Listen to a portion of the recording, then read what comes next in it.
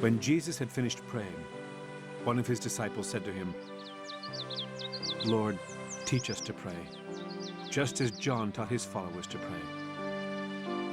So Jesus told them, "Pray in this way: Father, help us to honor your name. Come and set up your kingdom. Give us each day the food we need. Forgive our sins as we forgive everyone who has done wrong to us. And keep us from being tempted." Then Jesus went on to say, "Suppose one of you goes to a friend in the middle of the night and says, 'Let me borrow 3 loaves of bread. A friend of mine has dropped in, and I don't have a thing for him to eat.' And suppose your friend answers, 'Don't bother me. The door is bolted, and my children and I are in bed. I cannot get up to give you something.' He may not get up and give you the bread just because you are his friend, but he will get up and give you as much as you need, simply because you are not ashamed to keep on asking. So I tell you to ask, and you will receive. Search, and you will find. Knock, and the door will be opened for you. Everyone who asks will receive. Everyone who searches will find. And the door will be opened for everyone who knocks. Which one of you fathers would give your hungry child a snake if the child asked for a fish? Which one of you would give your child a scorpion if the child asked for an egg? As bad as you are, you still know how to give good gifts to your children. But your heavenly Father is even more ready to give the Holy Spirit to anyone who asks." Jesus forced a demon out of a man who could not talk. And after the demon had gone out, the man started speaking, and the crowds were amazed. But some people said, "He forces out demons by the power of Beelzebul, the ruler of the demons." Others wanted to put Jesus to the test.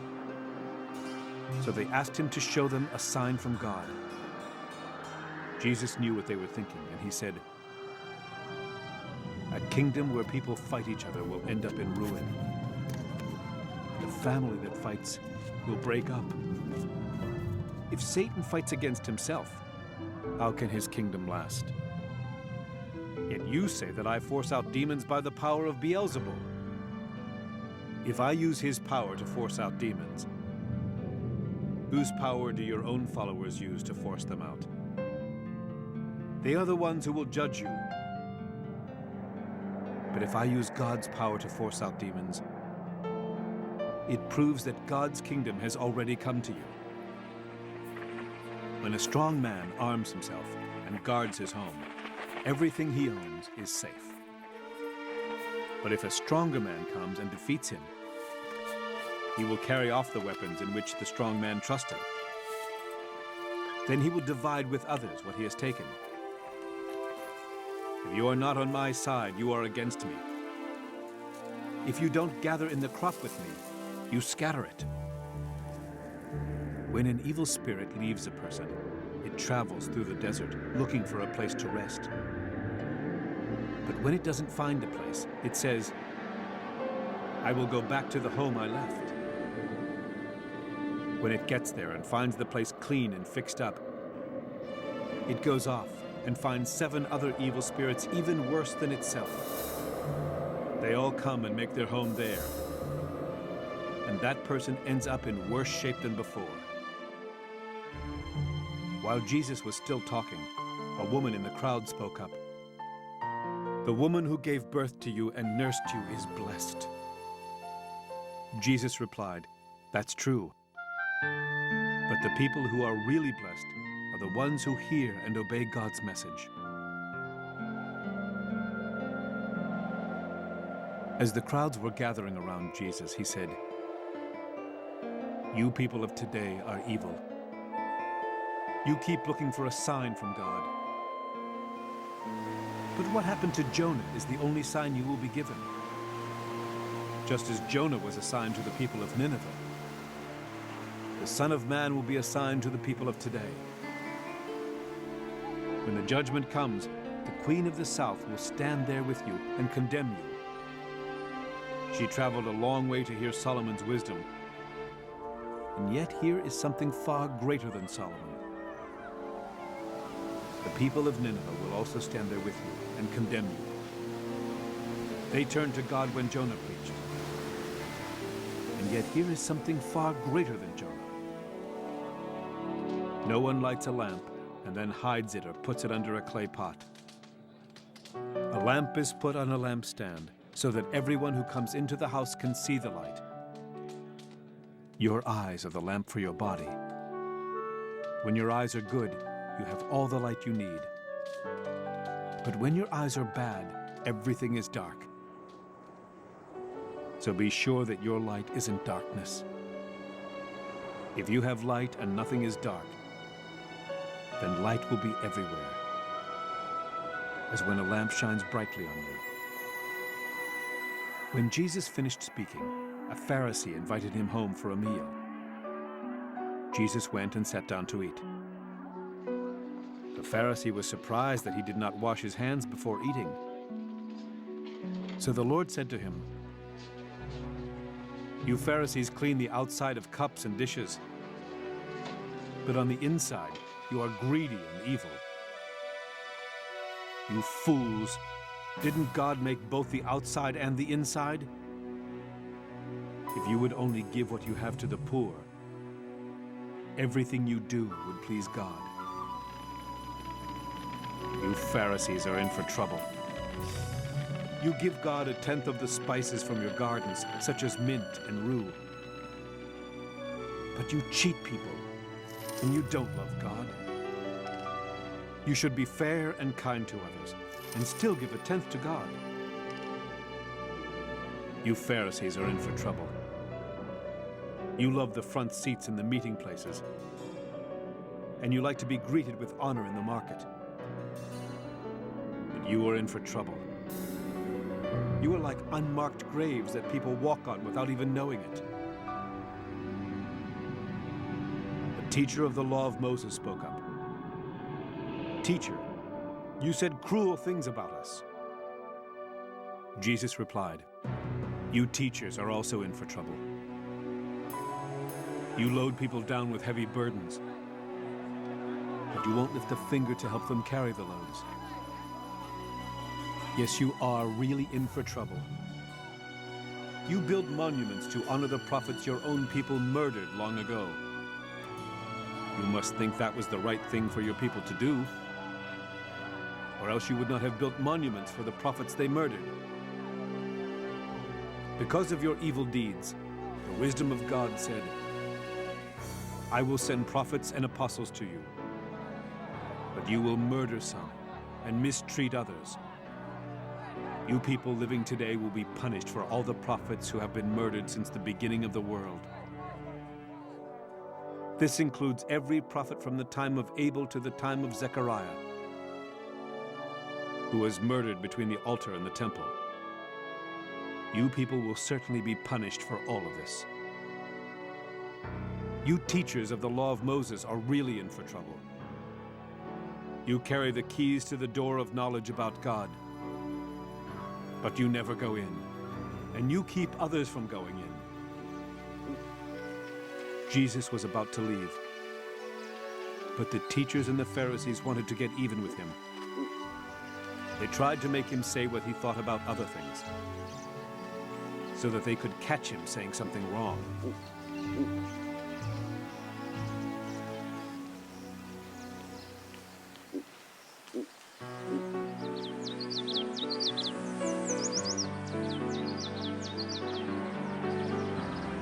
As thousands of people crowded around Jesus and were stepping on each other, he told his disciples, "Be sure to guard against the dishonest teaching of the Pharisees. It is their way of fooling people. Everything that is hidden will be found out, and every secret will be known. Whatever you say in the dark will be heard when it is day. Whatever you whisper in a closed room will be shouted from the housetops. My friends, don't be afraid of people. They can kill you, but after that, there is nothing else they can do. God is the one you must fear. Not only can he take your life, but he can throw you into hell. God is certainly the one you should fear. 5 sparrows are sold for just 2 pennies. But God doesn't forget a one of them. Even the hairs on your head are counted. So don't be afraid. You are worth much more than many sparrows. If you tell others that you belong to me, the Son of Man will tell God's angels that you are my followers. But if you reject me, you will be rejected in front of them. If you speak against the Son of Man, you can be forgiven. But if you speak against the Holy Spirit, you cannot be forgiven. When you are brought to trial in the Jewish meeting places or before rulers or officials, don't worry about how you will defend yourselves or what you will say. At that time, the Holy Spirit will tell you what to say. A man in a crowd said to Jesus, "Teacher, tell my brother to give me my share of what our father left us when he died." Jesus answered, "Who gave me the right to settle arguments between you and your brother?" Then he said to the crowd, "Don't be greedy. Owning a lot of things won't make your life safe." So Jesus told them this story. A rich man's farm produced a big crop, and he said to himself, "What can I do? I don't have a place large enough to store everything." Later he said, "Now I know what I'll do. I'll tear down my barns and build bigger ones, where I can store all my grain and other goods. Then I'll say to myself, 'You have stored up enough good things to last for years to come. Live it up. Eat, drink, and enjoy yourself.' But God said to him, 'You fool. Tonight you will die. Then who will get what you have stored up?' This is what happens to people who store up everything for themselves, but are poor in the sight of God." Jesus said to his disciples, "I tell you not to worry about your life. Don't worry about having something to eat or wear. Life is more than food or clothing. Look at the crows. They don't plant or harvest, and they don't have storehouses or barns. But God takes care of them. You are much more important than any birds. Can worry make you live longer? If you don't have power over small things, why worry about everything else? Look how the wildflowers grow. They don't work hard to make their clothes. But I tell you that Solomon, with all his wealth, wasn't as well clothed as one of these flowers. God gives such beauty to everything that grows in the fields. Even though it is here today and thrown into a fire tomorrow, won't he do even more for you? You have such little faith. Don't keep worrying about having something to eat or drink. Only people who don't know God are always worrying about such things. Your Father knows what you need. But put God's work first, and these things will be yours as well. My little group of disciples, don't be afraid. Your Father wants to give you the kingdom. Sell what you have and give the money to the poor. Make yourselves money bags that never wear out. Make sure your treasure is safe in heaven, where thieves cannot steal it and moths cannot destroy it. Your heart will always be where your treasure is. Be ready and keep your lamps burning. Just like those servants who wait up for their master to return from a wedding feast. As soon as he comes and knocks, they open the door for him. Servants are fortunate if their master finds them awake and ready when he comes. I promise you that he will get ready and have his servants sit down so he can serve them. Those servants are really fortunate if their master finds them ready, even though he comes late at night or early in the morning. You would surely not let a thief break into your home if you knew when the thief was coming. So always be ready. You don't know when the Son of Man will come. Peter asked Jesus, "Did you say this just for us or for everyone?" The Lord answered, "Who are faithful and wise servants? Who are the ones the master will put in charge of giving the other servants their food supplies at the proper time? Servants are fortunate if their master comes and finds them doing their job. A servant who is always faithful will surely be put in charge of everything the master owns. But suppose one of the servants thinks that the master won't return until late. Suppose that servant starts beating all the other servants and eats and drinks and gets drunk. If that happens, the master will come on a day and at a time when the servant least expects him. That servant will then be punished and thrown out with the servants who cannot be trusted. If servants are not ready or willing to do what their master wants them to do, they will be beaten hard. But servants who don't know what their master wants them to do will not be beaten so hard for doing wrong. If God has been generous with you, he will expect you to serve him well. But if he has been more than generous, he will expect you to serve him even better. I came to set fire to the earth, and I wish it were already on fire. I am going to be put to a hard test, and I will have to suffer a lot of pain until it is over. Do you think that I came to bring peace to earth? No, indeed. I came to make people choose sides. A family of 5 will be divided, with 2 of them against the other 3. Fathers and sons will turn against one another, and mothers and daughters will do the same. Mothers-in-law and daughters-in-law will also turn against each other. Jesus said to all the people, "As soon as you see a cloud coming up in the west, you say, 'It's going to rain.' And it does. When the south wind blows, you say, 'It's going to get hot.' And it does. Are you trying to fool someone? You can predict the weather by looking at the earth and sky, but you don't really know what's going on right now. Why don't you understand the right thing to do? When someone accuses you of something, try to settle things before you are taken to court. If you don't, you will be dragged before the judge. Then the judge will hand you over to the jailer, and you will be locked up.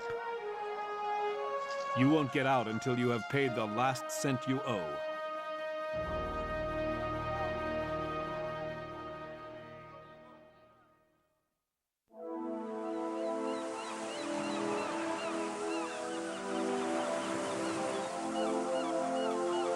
About this same time, Jesus was told that Pilate had given orders for some people from Galilee to be killed while they were offering sacrifices. Jesus replied, "Do you think that these people were worse sinners than everyone else in Galilee, just because of what happened to them? Not at all.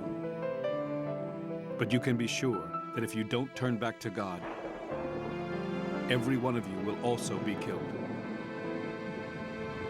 What about those 18 people who died when the tower in Siloam fell on them? Do you think they were worse than everyone else in Jerusalem? Not at all. But you can be sure that if you don't turn back to God, every one of you will also die. Jesus then told them this story. A man had a fig tree growing in his vineyard. One day he went out to pick some figs, but he didn't find any. So he said to the gardener, "For 3 years I have come looking for figs on this tree, and I haven't found any yet. Chop it down. Why should it take up space?" The gardener answered, "Master, leave it for another year. I'll dig around it and put some manure on it to make it grow. Maybe it will have figs on it next year. If it doesn't, you can have it cut down." One Sabbath, Jesus was teaching in a Jewish meeting place. And a woman was there who had been crippled by an evil spirit for 18 years. She was completely bent over and could not straighten up. When Jesus saw the woman, he called her over and said, "You are now well." He placed his hands on her, and right away she stood up straight and praised God. The man in charge of the meeting place was angry because Jesus had healed someone on the Sabbath. So he said to the people, "Each week has 6 days when we can work. Come and be healed on one of those days, but not on the Sabbath." The Lord replied, "Are you trying to fool someone? Won't any one of you untie your ox or donkey and lead it out to drink on a Sabbath? This woman belongs to the family of Abraham, but Satan has kept her bound for 18 years. Isn't it right to set her free on the Sabbath?" Jesus' words made his enemies ashamed. But everyone else in the crowd was happy about the wonderful things he was doing. Jesus said, "What is God's kingdom like? What can I compare it with? It is like what happens when someone plants a mustard seed in a garden. The seed grows as big as a tree, and birds nest in its branches." Then Jesus said, "What can I compare God's kingdom with? It is like what happens when a woman mixes yeast into 3 batches of flour. Finally, all the dough rises.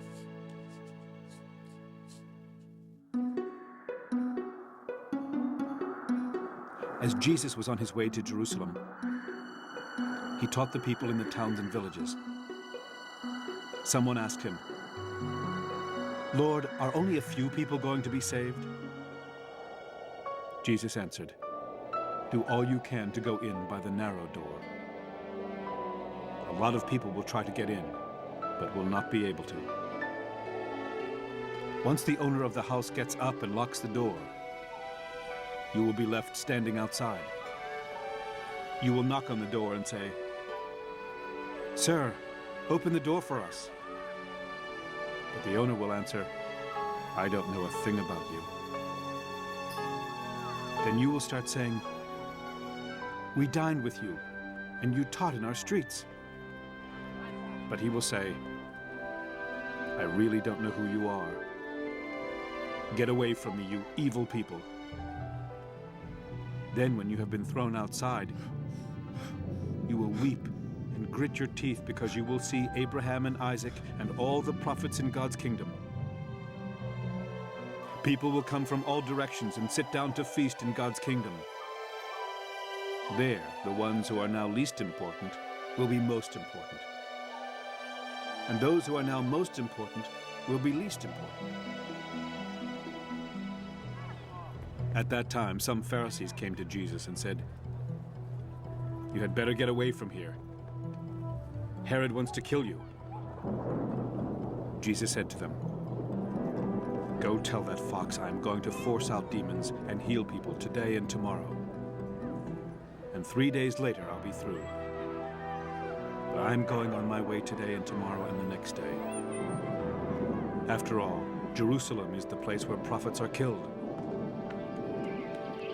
Jerusalem, Jerusalem, your people have killed the prophets and have stoned the messengers who were sent to you.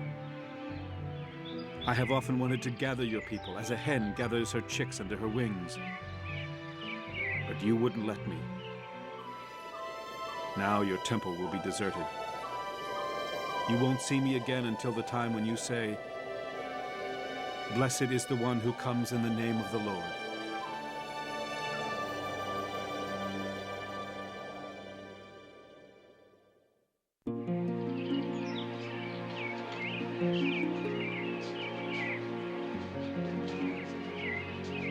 One Sabbath, Jesus was having dinner in the home of an important Pharisee, and everyone was carefully watching Jesus. All of a sudden, a man with swollen legs stood up in front of him. Jesus turned and asked the Pharisees and the teachers of the law of Moses, "Is it right to heal on the Sabbath?" But they did not say a word. Jesus took hold of the man. Then he healed him and sent him away. Afterwards, Jesus asked the people, "If your son or ox falls into a well, wouldn't you pull him out right away? Even on the Sabbath?" There was nothing they could say. Jesus saw how the guests had tried to take the best seats. So he told them, "When you are invited to a wedding feast, don't sit in the best place. Someone more important may have been invited. Then the one who invited you will come and say, 'Give your place to this other guest.' You will be embarrassed and will have to sit in the worst place. When you are invited to be a guest, go and sit in the worst place. Then the one who invited you may come and say, 'My friend, take a better seat.' You will then be honored in front of all the other guests. If you put yourself above others, you will be put down. But if you humble yourself, you will be honored." Then Jesus said to the man who had invited him, "When you give a dinner or a banquet, don't invite your friends and family and relatives and rich neighbors. If you do, they will invite you in return, and you will be paid back. When you give a feast, invite the poor, the crippled, the lame, and the blind. They cannot pay you back. But God will bless you and reward you when his people rise from death." After Jesus had finished speaking, one of the guests said, "The greatest blessing of all is to be at the banquet in God's kingdom." Jesus told him, "A man once gave a great banquet and invited a lot of guests. When the banquet was ready, he sent a servant to tell the guests, 'Everything is ready. Please come.' One guest after another started making excuses. The first one said, 'I bought some land, and I've got to look it over. Please excuse me.' Another guest said, 'I bought 5 teams of oxen, and I need to try them out. Please excuse me.' Still another guest said, 'I have just gotten married, and I can't be there.' The servant told his master what happened, and the master became so angry that he said, 'Go as fast as you can to every street and alley in town. Bring in everyone who is poor, or crippled, or blind, or lame.' When the servant returned, he said, 'Master, I've done what you told me, and there is still plenty of room for more people.' His master then told him, 'Go out along the back roads and fence rows and make people come in, so that my house will be full. Not one of the guests I first invited will get even a bite of my food.'"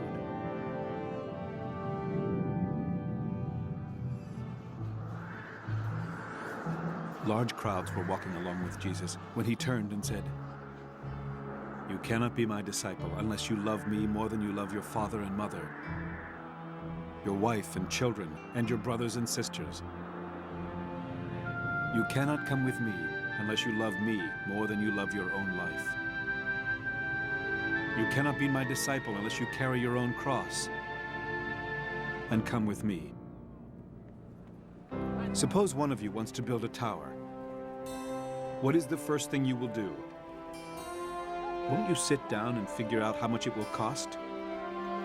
And if you have enough money to pay for it? Otherwise, you will start building the tower, but not be able to finish. Then everyone who sees what is happening will laugh at you. They will say, "You started building, but could not finish the job." What will a king do if he has only 10,000 soldiers to defend himself against a king who is about to attack him with 20,000 soldiers? Before he goes out to battle, won't he first sit down and decide if he can win? If he thinks he won't be able to defend himself, he will send messengers and ask for peace, while the other king is still a long way off. So then you cannot be my disciple unless you give away everything you own. Salt is good, but if it no longer tastes like salt, how can it be made to taste salty again? It is no longer good for the soil or even for the manure pile. People simply throw it out. If you have ears, pay attention.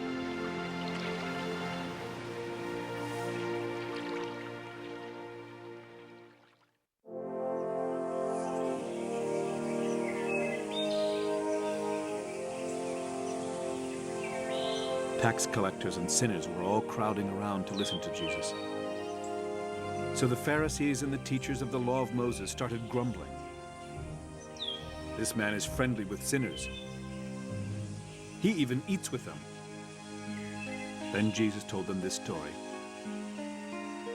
"If any of you has 100 sheep and one of them gets lost, what will you do? Won't you leave the 99 in the field and go look for the lost sheep until you find it?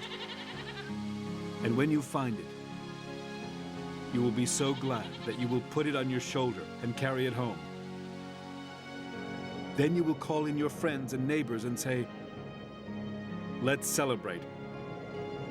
I found my lost sheep.'" Jesus said, "In the same way, there is more happiness in heaven because of one sinner who turns to God than over 99 good people who don't need to." Jesus told the people another story. "What will a woman do if she has 10 silver coins and loses one of them? Won't she light a lamp, sweep the floor, and look carefully until she finds it? Then she will call in her friends and neighbors and say, 'Let's celebrate. I found the coin I lost.'" Jesus said, "In the same way, God's angels are happy when even one person turns to him." Jesus also told them another story. Once a man had 2 sons. The younger son said to his father, "Give me my share of the property." So the father divided his property between his 2 sons. Not long after that, the younger son packed up everything he owned and left for a foreign country, where he wasted all his money in wild living. He had spent everything when a bad famine spread through that whole land. Soon he had nothing to eat. He went to work for a man in that country, and the man sent him out to take care of his pigs. He would have been glad to eat what the pigs were eating, but no one gave him a thing.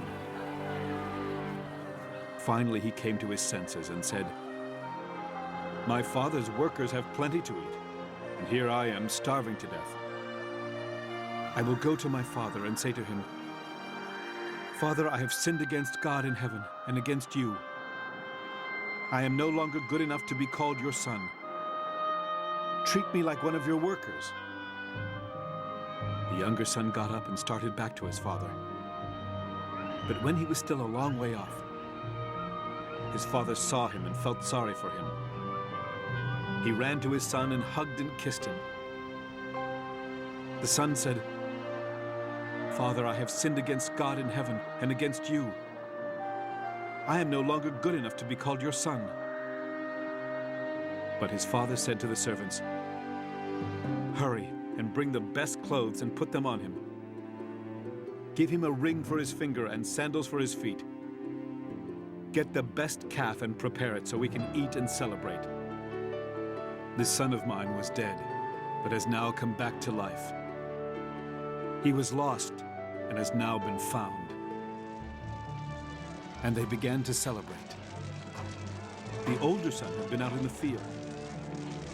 But when he came near the house, he heard the music and dancing. So he called one of the servants over and asked, "What's going on here?" The servant answered, "Your brother has come home safe and sound. And your father ordered us to kill the best calf." The older brother got so angry that he would not even go into the house. His father came out and begged him to go in. But he said to his father, "For years I have worked for you like a slave and have always obeyed you. But you have never even given me a little goat so that I could give a dinner for my friends. This other son of yours wasted your money on prostitutes. And now that he has come home, you ordered the best calf to be killed for a feast." His father replied, "My son, you are always with me, and everything I have is yours. But we should be glad and celebrate. Your brother was dead, but he is now alive. He was lost and has now been found."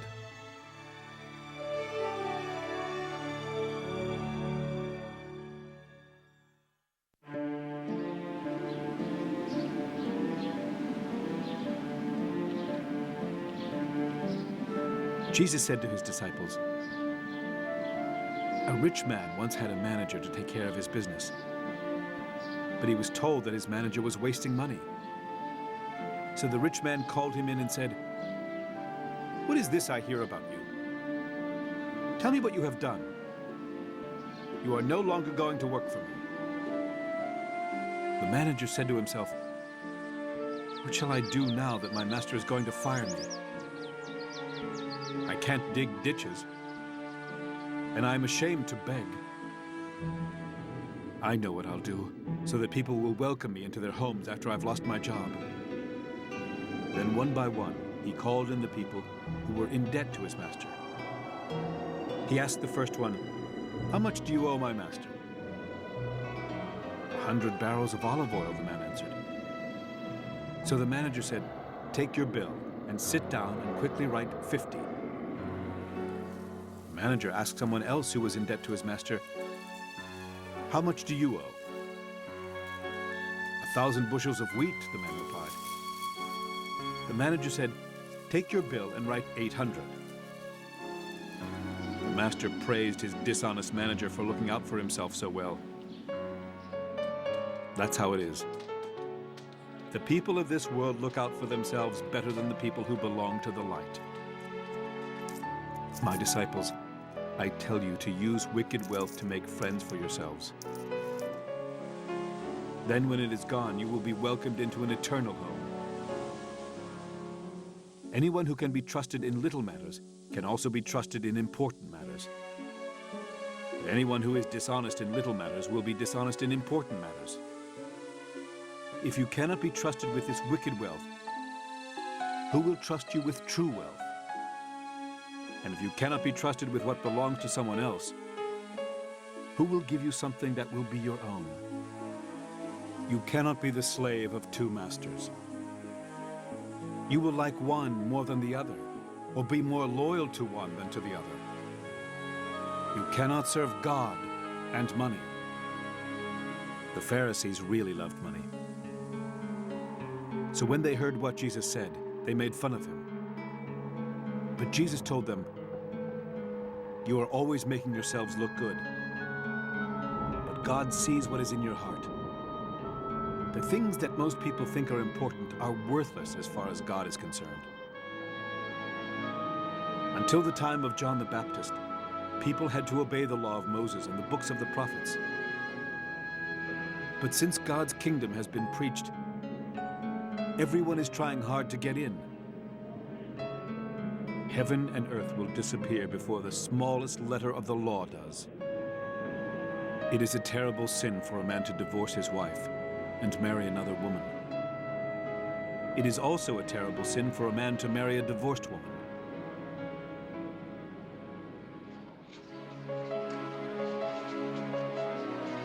There was once a rich man who wore expensive clothes and every day ate the best food. But a poor beggar named Lazarus was brought to the gate of the rich man's house. He was happy just to eat the scraps that fell from the rich man's table. His body was covered with sores, and dogs kept coming up to lick them. The poor man died, and angels took him to the place of honor next to Abraham. The rich man also died and was buried. He went to hell and was suffering terribly. When he looked up and saw Abraham far off and Lazarus at his side, he said to Abraham, "Have pity on me. Send Lazarus to dip his finger in water and touch my tongue. I'm suffering terribly in this fire." Abraham answered, "My friend, remember that while you lived, you had everything good, and Lazarus had everything bad. Now he is happy, and you are in pain. And besides, there is a deep ditch between us, and no one from either side can cross over." But the rich man said, "Abraham, then please send Lazarus to my father's home. Let him warn my 5 brothers so they won't come to this horrible place." Abraham answered, "Your brothers can read what Moses and the prophets wrote. They should pay attention to that." Then the rich man said, "No, that's not enough. If only someone from the dead would go to them, they would listen and turn to God." So Abraham said, "If they won't pay attention to Moses and the prophets, they won't listen even to someone who comes back from the dead."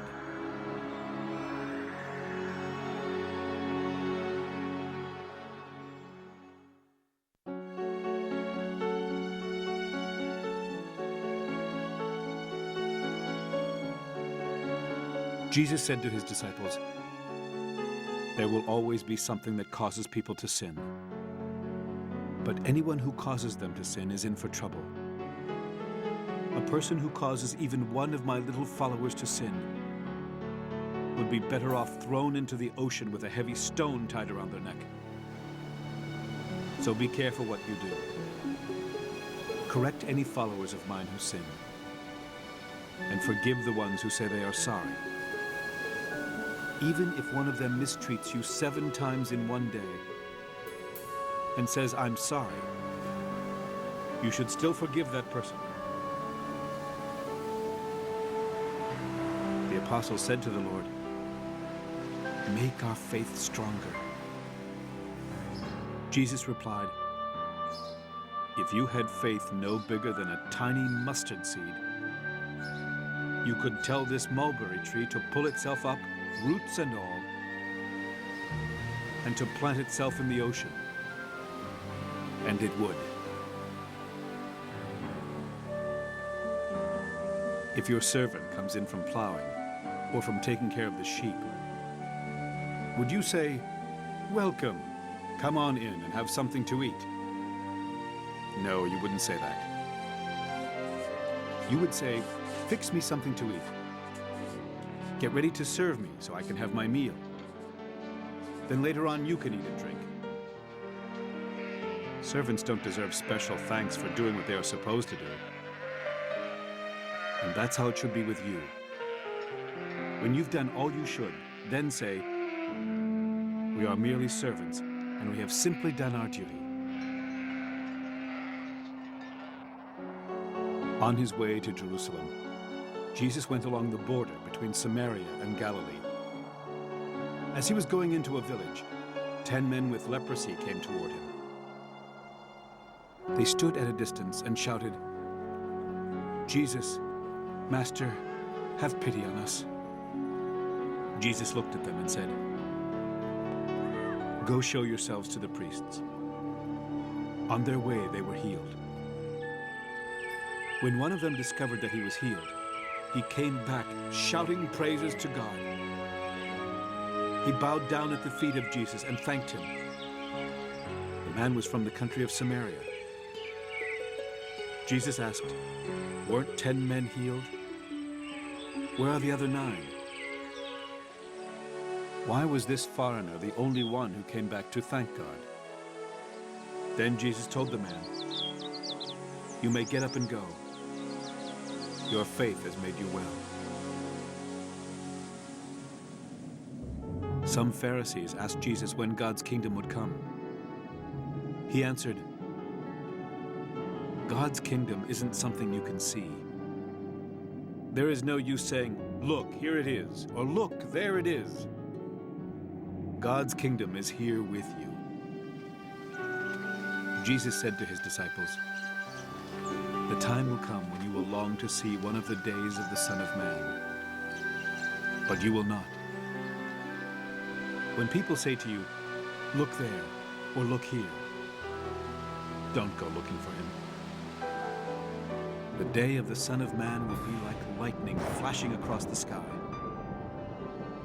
But first he must suffer terribly and be rejected by the people of today. When the Son of Man comes, things will be just as they were when Noah lived. People were eating, drinking, and getting married right up to the day when Noah went into the big boat. Then the flood came and drowned everyone on earth. When Lot lived, people were also eating and drinking. They were buying, selling, planting, and building. But on the very day Lot left Sodom, fiery flames poured down from the sky and killed everyone. The same will happen on the day when the Son of Man appears. At that time, no one on a rooftop should go down into the house to get anything. No one in a field should go back to the house for anything. Remember what happened to Lot's wife. People who try to save their lives will lose them. And those who lose their lives will save them. On that night, 2 people will be sleeping in the same bed, but only one will be taken. The other will be left. 2 women will be together grinding wheat, but only one will be taken. The other will be left. Then Jesus' disciples spoke up, "But where will this happen, Lord?" Jesus said, "Where there is a corpse, there will always be buzzards."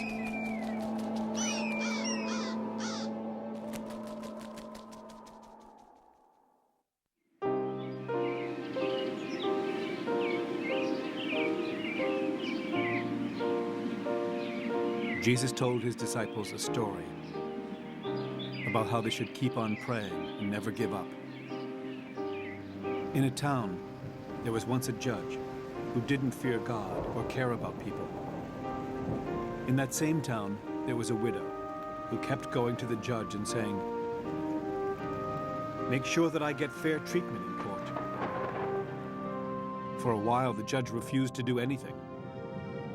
Finally, he said to himself, "Even though I don't fear God or care about people, I will help this widow because she keeps on bothering me. If I don't help her, she will wear me out."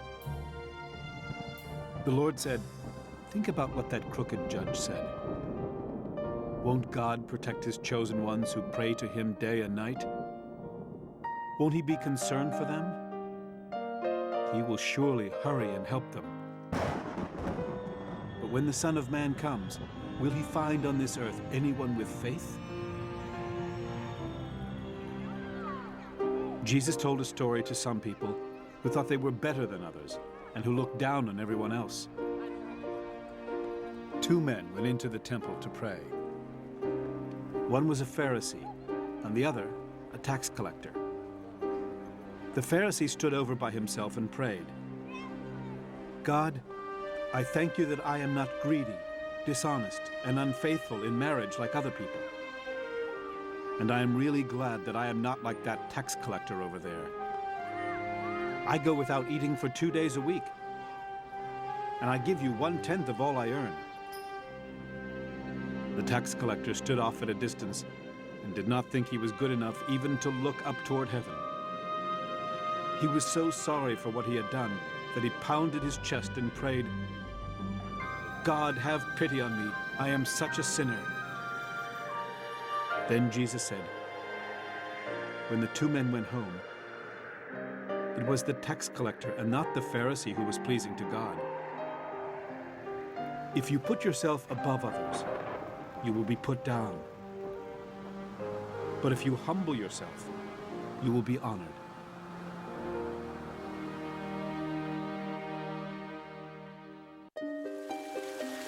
Some people brought their little children for Jesus to bless. But when his disciples saw them doing this, they told the people to stop bothering him. So Jesus called the children over to him and said, "Let the children come to me. Don't try to stop them. People who are like these children belong to God's kingdom. You will never get into God's kingdom unless you enter it like a child." An important man asked Jesus, "Good teacher, what must I do to have eternal life?" Jesus said, "Why do you call me good? Only God is good. You know the commandments. Be faithful in marriage. Do not murder. Do not steal. Do not tell lies about others. Respect your father and mother." He told Jesus, "I have obeyed all these commandments since I was a young man." When Jesus heard this, he said, "There is one thing you still need to do. Go and sell everything you own. Give the money to the poor, and you will have riches in heaven. Then come and be my follower."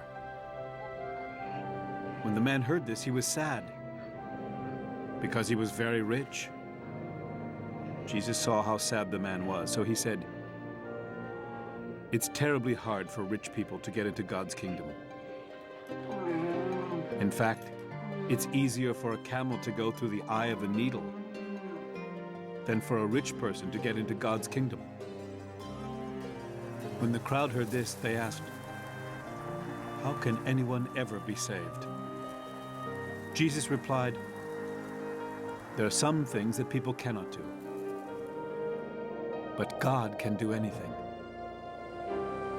Peter said, "Remember, we left everything to be your followers."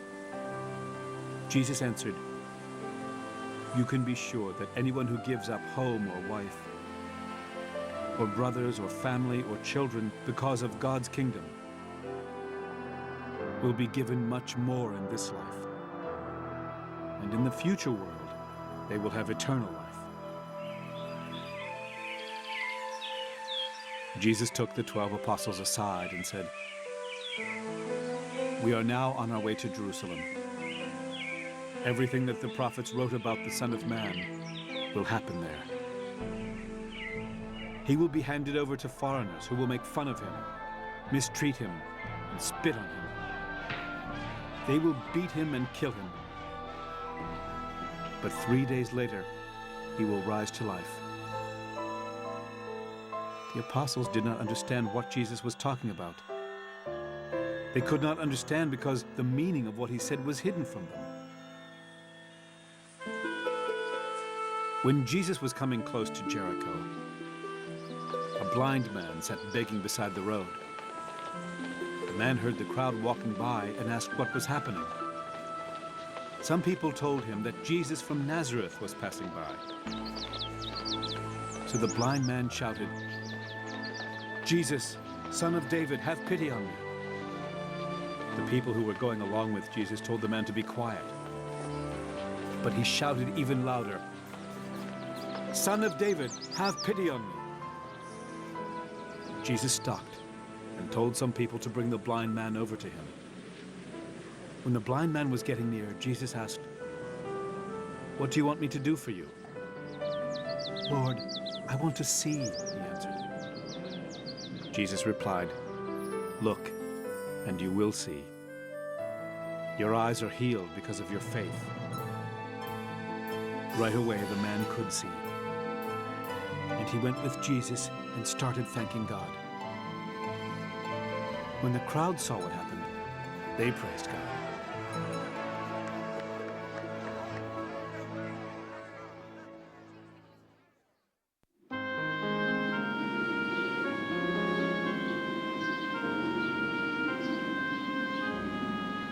Jesus was going through Jericho, where a man named Zacchaeus lived. He was in charge of collecting taxes and was very rich. Jesus was heading his way, and Zacchaeus wanted to see what he was like. But Zacchaeus was a short man and could not see over the crowd. So he ran ahead and climbed up into a sycamore tree.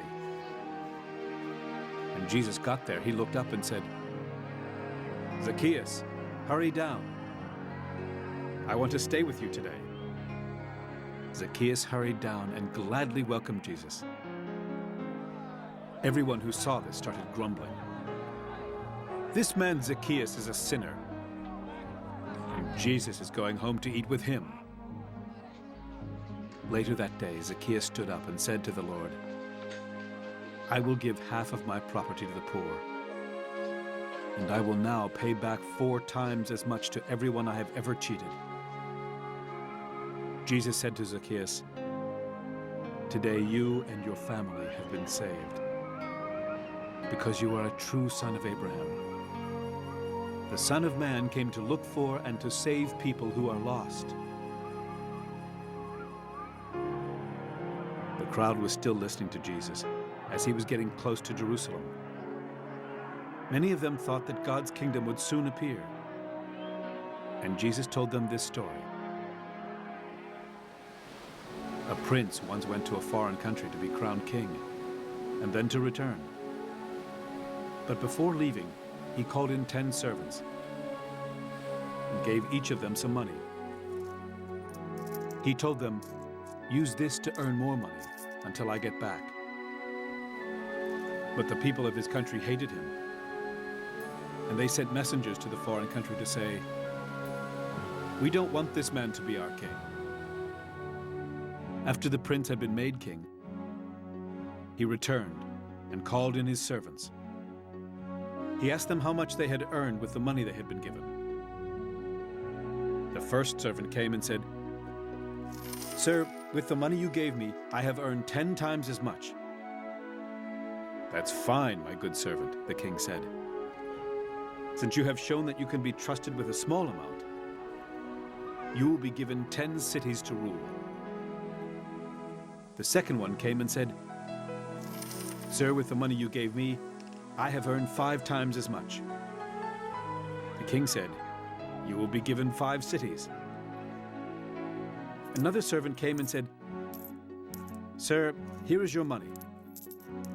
I kept it safe in a handkerchief. You are a hard man, and I was afraid of you. You take what isn't yours, and you harvest crops you didn't plant." "You worthless servant," the king told him.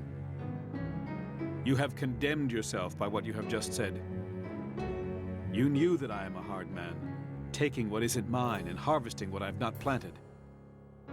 Why didn't you put my money in the bank? On my return, I could have had the money together with interest." Then he said to some other servant standing there, "Take the money away from him and give it to the servant who earned 10 times as much." But they said, "Sir, he already has 10 times as much." The king replied, "Those who have something will be given more, but everything will be taken away from those who don't have anything. Now bring me the enemies who didn't want me to be their king. Kill them while I watch."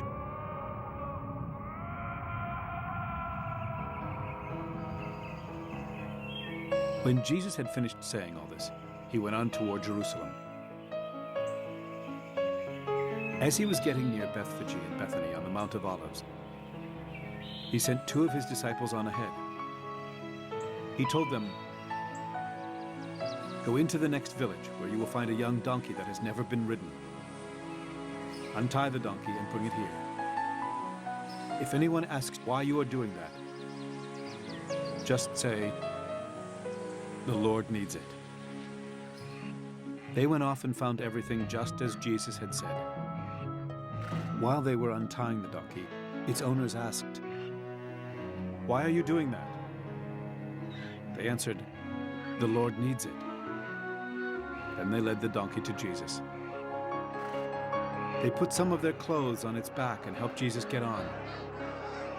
And as he rode along, the people spread clothes on the road in front of him.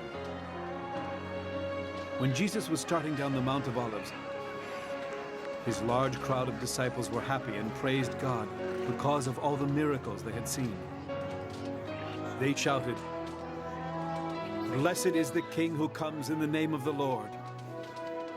Peace in heaven and glory to God."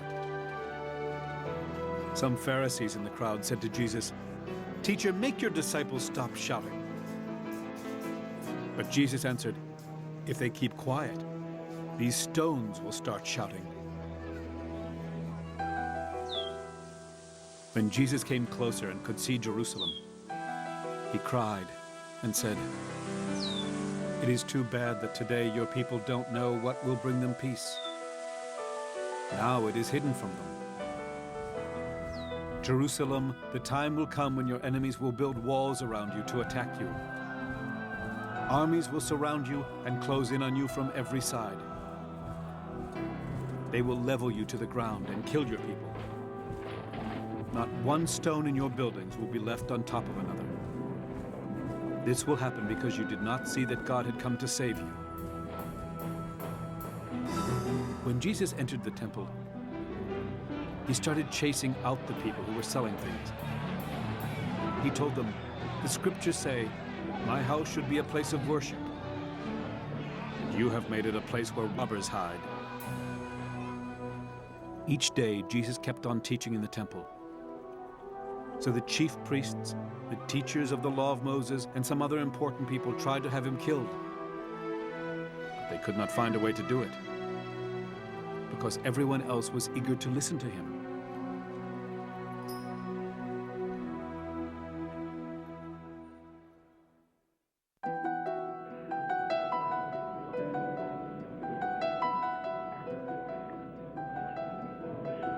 One day, Jesus was teaching in the temple and telling the good news.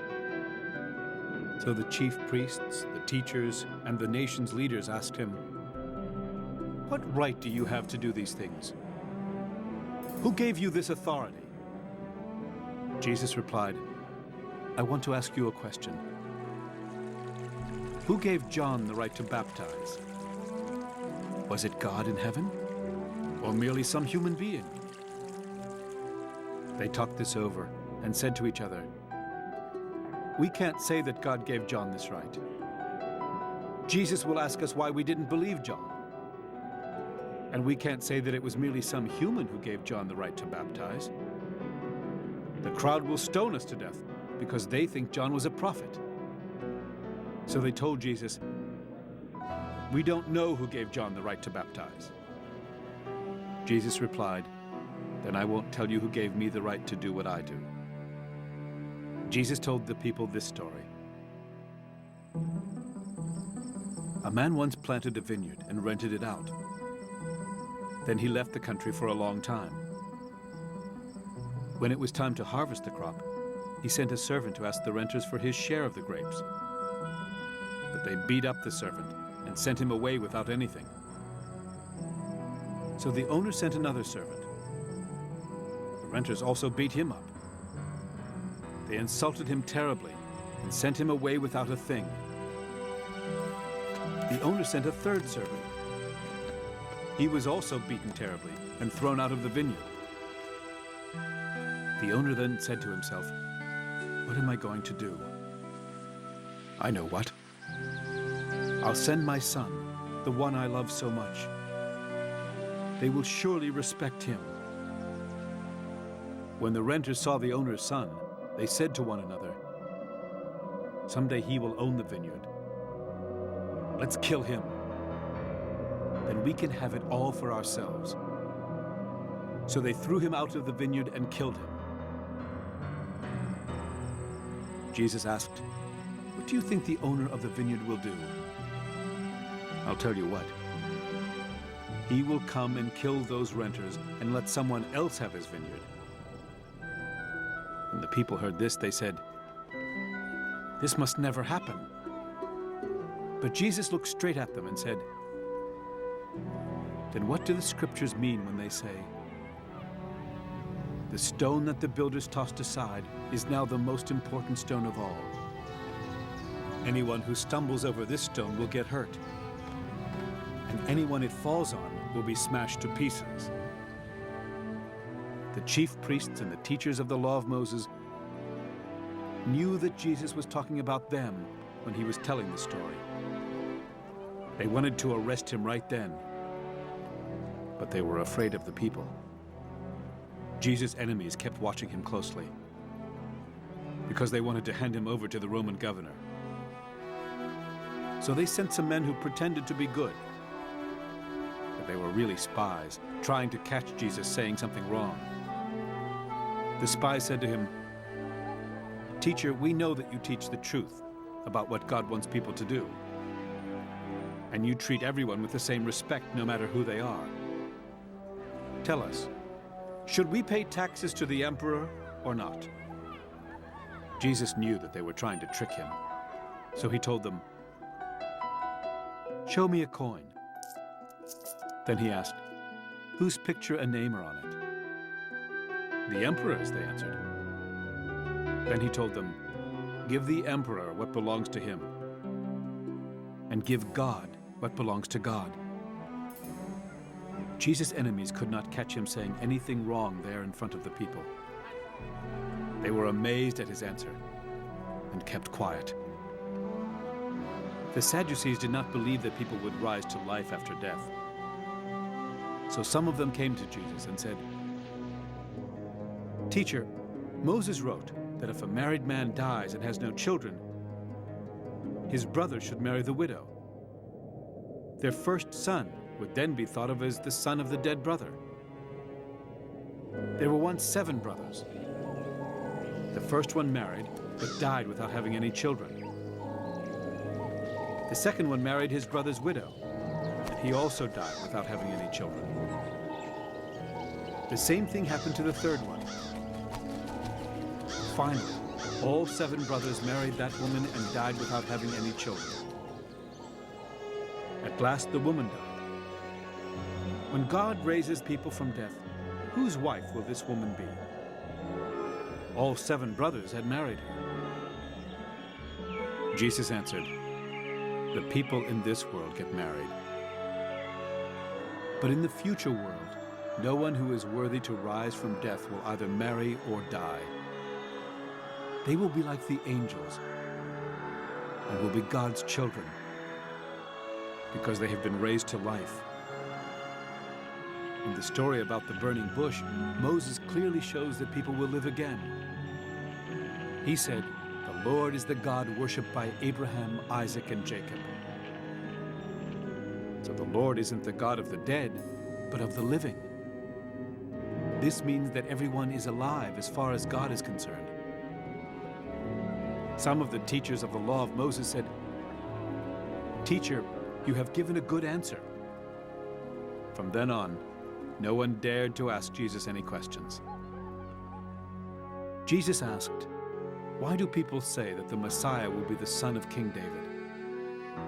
In the book of Psalms, David himself says, "The Lord said to my Lord, 'Sit at my right side until I make your enemies into a footstool for you.'" David spoke of the Messiah as his Lord. So how can the Messiah be his son?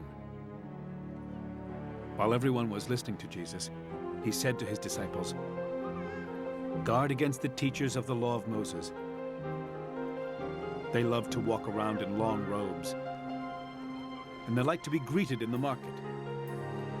They want the front seats in the meeting places and the best seats at banquets.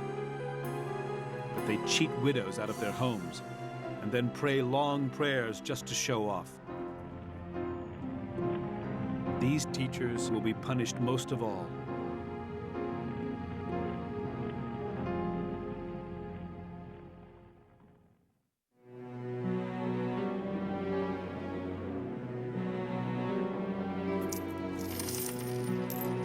Jesus looked up and saw some rich people tossing their gifts into the offering box.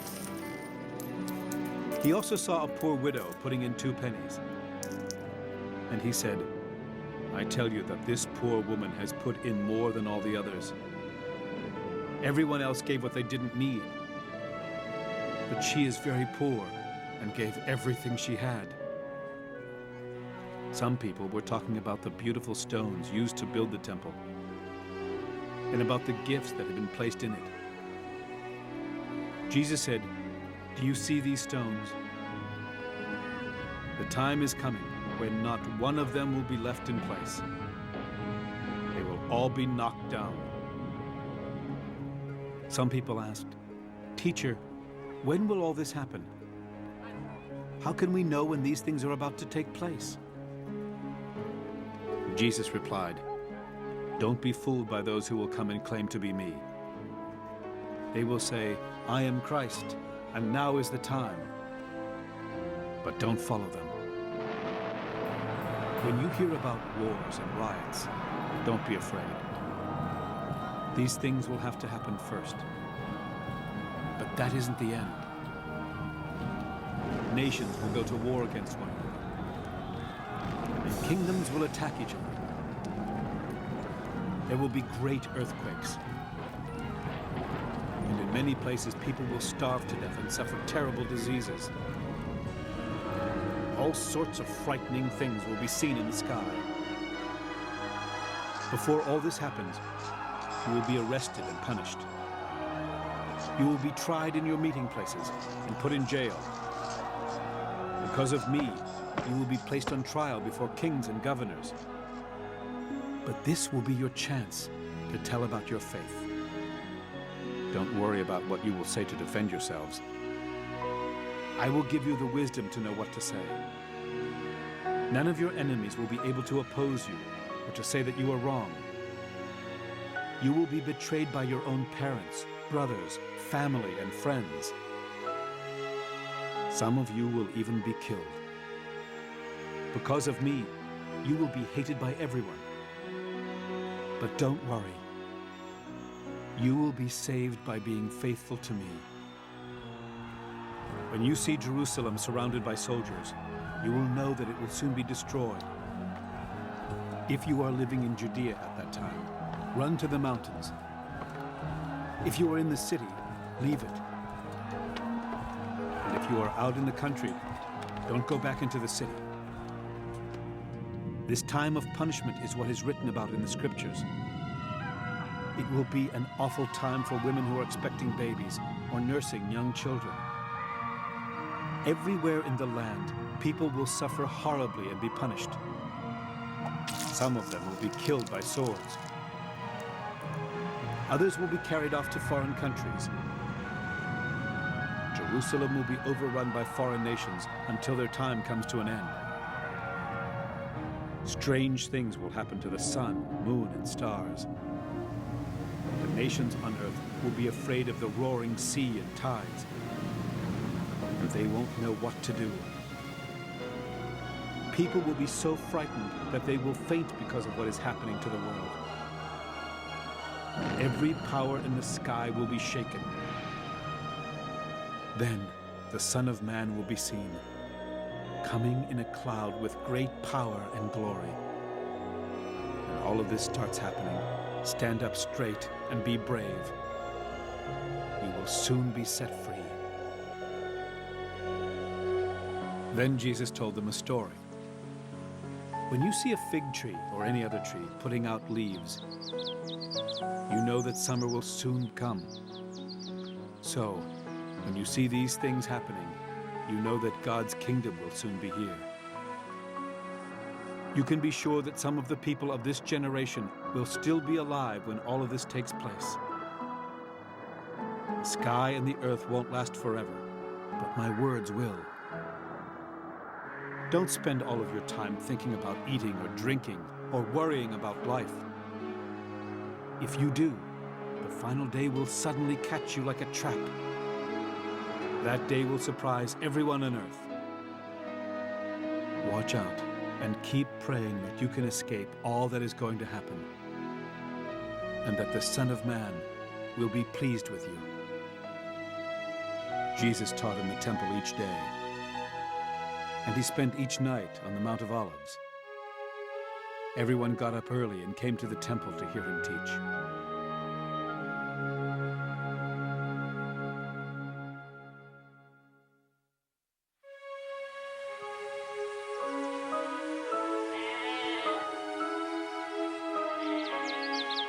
The festival of thin bread, also called Passover, was near. The chief priests and the teachers of the law of Moses were looking for a way to get rid of Jesus, because they were afraid of what the people might do. Then Satan entered the heart of Judas Iscariot, who was one of the 12 apostles. Judas went to talk with the chief priests and the officers of the temple police about how he could help them arrest Jesus. They were very pleased and offered to pay Judas some money. He agreed and started looking for a good chance to betray Jesus when the crowds were not around. The day had come for the festival of thin bread, and it was time to kill the Passover lambs. So Jesus said to Peter and John, "Go and prepare the Passover meal for us to eat." But they asked, "Where do you want us to prepare it?" Jesus told them, "As you go into the city, you will meet a man carrying a jar of water. Follow him into the house and say to the owner, 'Our teacher wants to know where he can eat the Passover meal with his disciples.'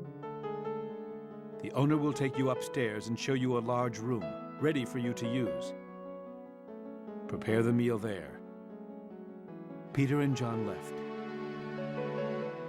They found everything just as Jesus had told them, and they prepared the Passover meal. When the time came for Jesus and the apostles to eat, he said to them, "I have very much wanted to eat this Passover meal with you before I suffer. I tell you that I will not eat another Passover meal until it is finally eaten in God's kingdom." Jesus took a cup of wine in his hands and gave thanks to God. Then he told the apostles, "Take this wine and share it with each other. I tell you that I will not drink any more wine until God's kingdom comes." Jesus took some bread in his hands and gave thanks for it. He broke the bread and handed it to his apostles. Then he said, "This is my body, which is given for you. Eat this as a way of remembering me." After the meal, he took another cup of wine in his hands. Then he said, "This is my blood. It is poured out for you, and with it, God makes his new agreement. The one who will betray me is here at the table with me. The Son of Man will die in the way that has been decided for him, but it will be terrible for the one who betrays him." Then the apostles started arguing about who would ever do such a thing. The apostles got into an argument about which one of them was the greatest. So Jesus told them, "Foreign kings order their people around, and powerful rulers call themselves everyone's friends. But don't be like them. The most important one of you should be like the least important, and your leader should be like a servant. Who do people think is the greatest? A person who is served, or one who serves? Isn't it the one who is served? But I have been with you as a servant. You have stayed with me in all my troubles. So I will give you the right to rule as kings, just as my Father has given me the right to rule as a king. You will eat and drink with me in my kingdom, and you will each sit on the throne to judge the 12 tribes of Israel." Jesus said, "Simon, listen to me. Satan has demanded the right to test each one of you, as a farmer does when he separates wheat from the husks. But Simon, I have prayed that your faith will be strong. And when you have come back to me, help the others. Peter said, Lord, I am ready to go with you to jail and even to die with you. Jesus replied, Peter, I tell you that before a rooster crows tomorrow morning, you will say 3 times that you don't know me. Jesus asked his disciples, when I sent you out without a money bag or a traveling bag or sandals, did you need anything? No, they answered. Jesus told them, but now if you have a money bag, take it with you. Also take a traveling bag. And if you don't have a sword, sell some of your clothes and buy one. Do this because the scriptures say he was considered a criminal. This was written about me, and it will soon come true. The disciples said, Lord, here are 2 swords. Enough of that, Jesus replied.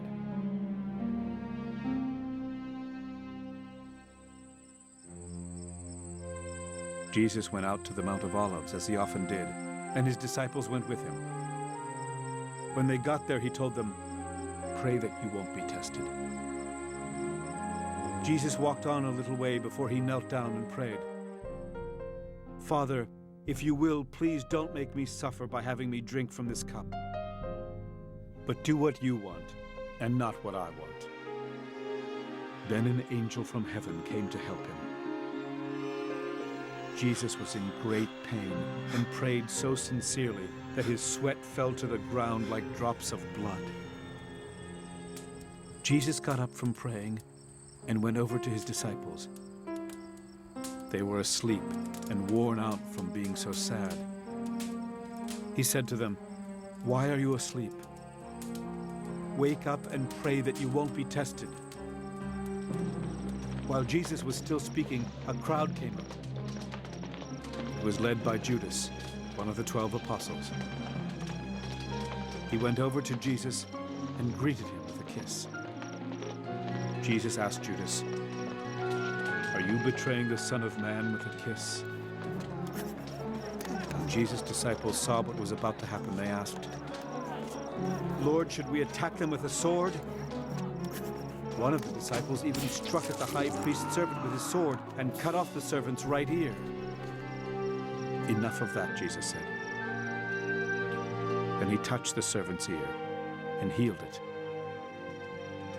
Jesus spoke to the chief priests, the temple police, and the leaders who had come to arrest him. He said, why do you come out with swords and clubs and treat me like a criminal? I was with you every day in the temple, and you didn't arrest me. But this is your time, and darkness is in control. Jesus was arrested and led away to the house of the high priest, while Peter followed at a distance. Some people built a fire in the middle of the courtyard and were sitting around it. Peter sat there with them, and a servant girl saw him. Then after she had looked at him carefully, she said, this man was with Jesus. Peter said, woman, I don't even know that man. A little later, someone else saw Peter and said, you are one of them. No, I'm not, Peter replied. About an hour later, another man insisted, this man must have been with Jesus. They both come from Galilee. Peter replied, I don't know what you're talking about. Right then, while Peter was still speaking, a rooster crowed. The Lord turned and looked at Peter. And Peter remembered that the Lord had said, before a rooster crows tomorrow morning, you will say 3 times that you don't know me. Then Peter went out and cried hard. The men who were guarding Jesus made fun of him and beat him. They put a blindfold on him and said, Tell us who struck you." They kept on insulting Jesus in many other ways. At daybreak, the nation's leaders, the chief priests, and the teachers of the law of Moses got together and brought Jesus before the council. They said, "Tell us, are you the Messiah?" Jesus replied, "If I said so, you wouldn't believe me. And if I asked you a question, you wouldn't answer. But from now on, the Son of Man will be seated at the right side of God All-Powerful." Then they asked, "Are you the Son of God?" Jesus answered, "You say I am." They replied, "Why do we need more witnesses? He said it himself."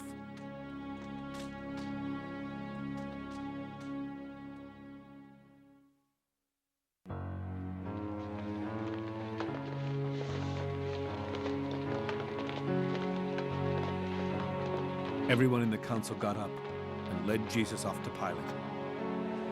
They started accusing him and said, "We caught this man trying to get our people to riot and to stop paying taxes to the emperor. He also claims that he is the Messiah, our king." Pilate asked Jesus, "Are you the king of the Jews?" "Those are your words," Jesus answered. Pilate told the chief priests in the crowd, "I don't find him guilty of anything." But they all kept on saying, "He has been teaching and causing trouble all over Judea. He started in Galilee and has now come all the way here." When Pilate heard this, he asked, "Is this man from Galilee?" After Pilate learned that Jesus came from the region ruled by Herod, he sent him to Herod, who was in Jerusalem at that time. For a long time, Herod had wanted to see Jesus and was very happy because he finally had this chance. He had heard many things about Jesus and hoped to see him work a miracle. Herod asked him a lot of questions, but Jesus did not answer.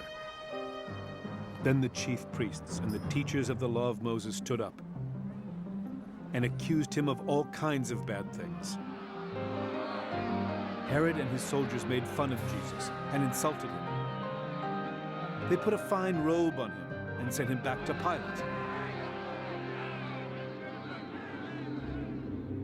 That same day, Herod and Pilate became friends, even though they had been enemies before this.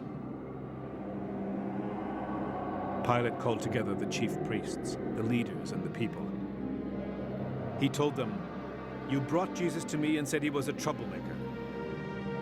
But I have questioned him here in front of you, and I have not found him guilty of anything that you say he has done." Herod didn't find him guilty either and sent him back. "This man doesn't deserve to be put to death. I will just have him beaten with a whip and set free." But the whole crowd shouted, "Kill Jesus! Give us Barabbas!" Now, Barabbas was in jail because he had started a riot in the city and had murdered someone. Pilate wanted to set Jesus free, so he spoke again to the crowds. But they kept shouting, "Nail him to a cross! Nail him to a cross!" Pilate spoke to them a third time. "But what crime has he done? I have not found him guilty of anything for which he should be put to death. I will have him beaten with a whip and set free." The people kept on shouting as loud as they could for Jesus to be put to death. Finally, Pilate gave in. He freed the man who was in jail for rioting and murder, because he was the one the crowd wanted to be set free.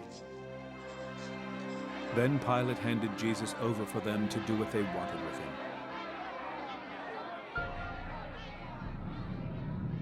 As Jesus was being led away, some soldiers grabbed hold of a man from Cyrene named Simon.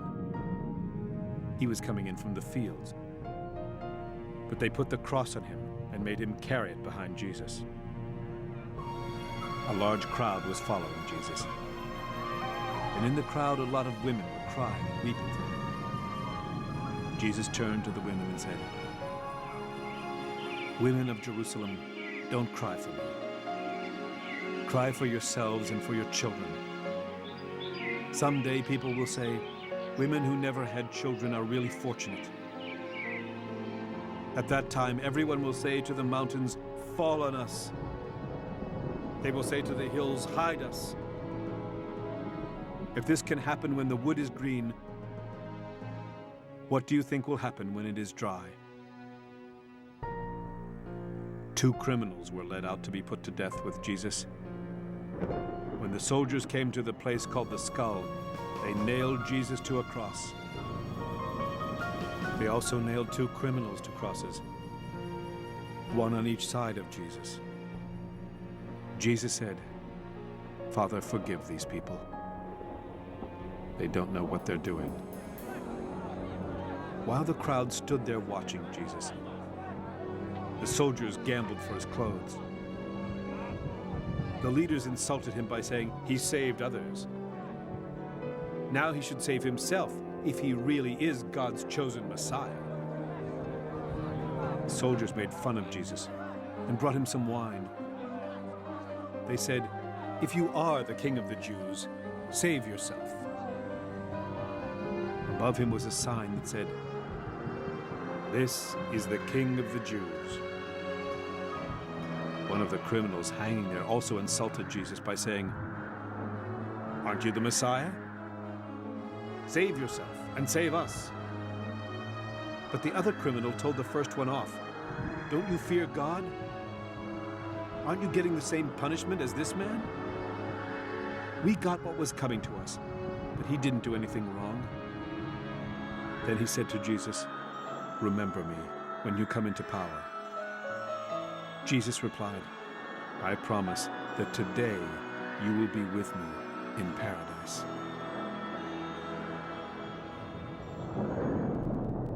Around noon, the sky turned dark and stayed that way until the middle of the afternoon. The sun stopped shining,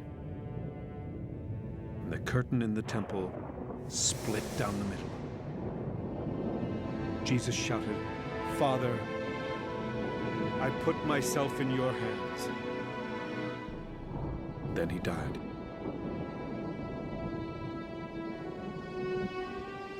When the Roman officer saw what had happened, he praised God and said, "Jesus must really have been a good man." A crowd had gathered to see the terrible sight. Then after they had seen it, they felt broken-hearted and went home.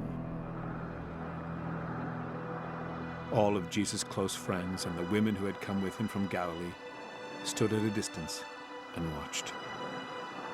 There was a man named Joseph who was from Arimathea in Judea. Joseph was a good and honest man, and he was eager for God's kingdom to come. He was also a member of the council, but he did not agree with what they had decided. Joseph went to Pilate and asked for Jesus' body. He took the body down from the cross and wrapped it in fine cloth.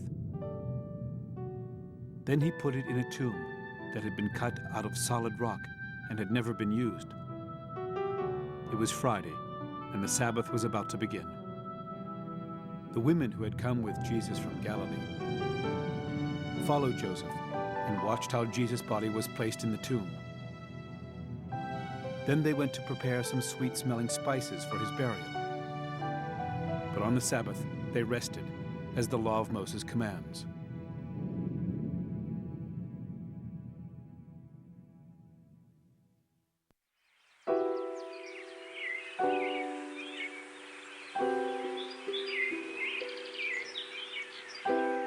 Very early on Sunday morning, the women went to the tomb, carrying the spices that they had prepared. When they found the stone rolled away from the entrance, they went in. But they did not find the body of the Lord Jesus, and they did not know what to think. Suddenly, 2 men in shining white clothes stood beside them. The women were afraid and bowed to the ground. But the men said, "Why are you looking in the place of the dead? for someone who is alive. Jesus isn't here. He has been raised from death. Remember that while he was still in Galilee, he told you the Son of Man will be handed over to sinners who will nail him to a cross. But 3 days later, he will rise to life. Then they remembered what Jesus had said.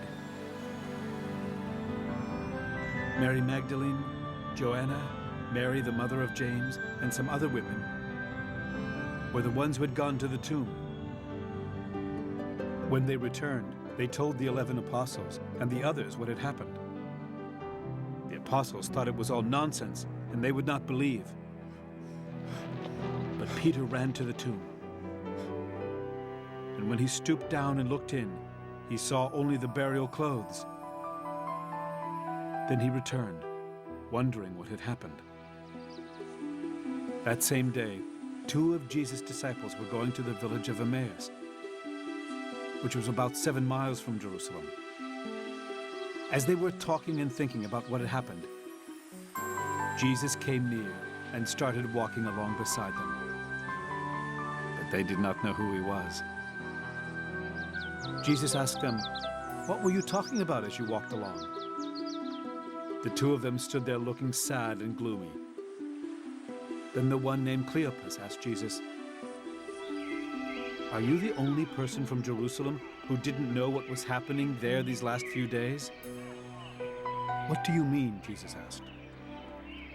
They answered, "Those things that happened to Jesus from Nazareth. By what he did and said, he showed that he was a powerful prophet who pleased God and all the people. Then the chief priests and our leaders had him arrested and sentenced to die on a cross. We had hoped that he would be the one to set Israel free. But it has already been 3 days since all this happened. Some women in our group surprised us. They had gone to the tomb early in the morning, but did not find the body of Jesus. They came back, saying that they had seen a vision of angels who told them that he is alive. Some men from our group went to the tomb and found it just as the women had said. But they didn't see Jesus either." Then Jesus asked the 2 disciples, "Why can't you understand? How can you be so slow to believe all that the prophets said? Didn't you know that the Messiah would have to suffer before he was given his glory?" Jesus then explained everything written about himself in the scriptures, beginning with the law of Moses and the books of the prophets. When the 2 of them came near the village where they were going, Jesus seemed to be going farther. They begged him, "Stay with us. It's already late and the sun is going down." So Jesus went into the house to stay with them. After Jesus sat down to eat, he took some bread. He blessed it and broke it. Then he gave it to them. At once they knew who he was, but he disappeared. They said to each other, "When he talked with us along the road and explained the scriptures to us, didn't it warm our hearts?" So they got right up and returned to Jerusalem.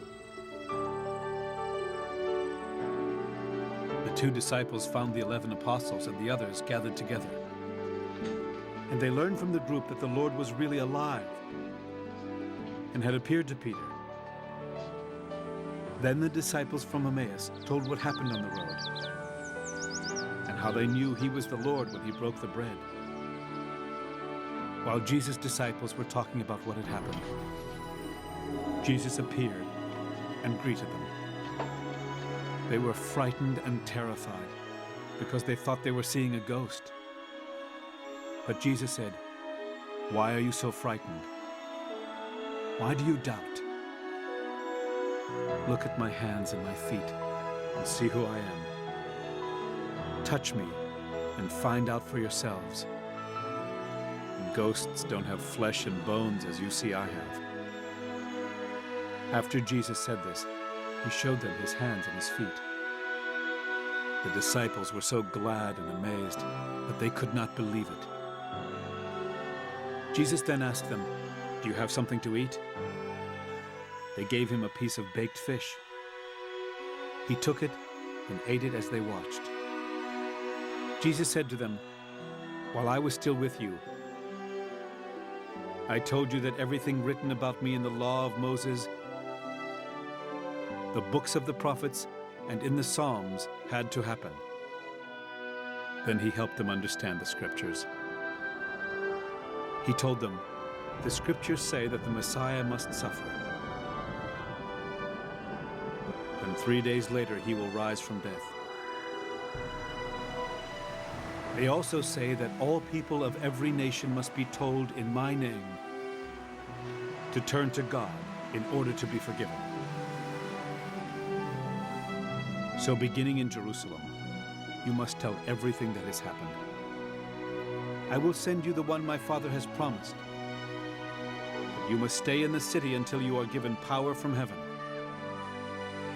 Jesus led his disciples out to Bethany, where he raised his hands and blessed them. As he was doing this, he left and was taken up to heaven. After his disciples had worshipped him, they returned to Jerusalem and were very happy. They spent their time in the temple, praising God.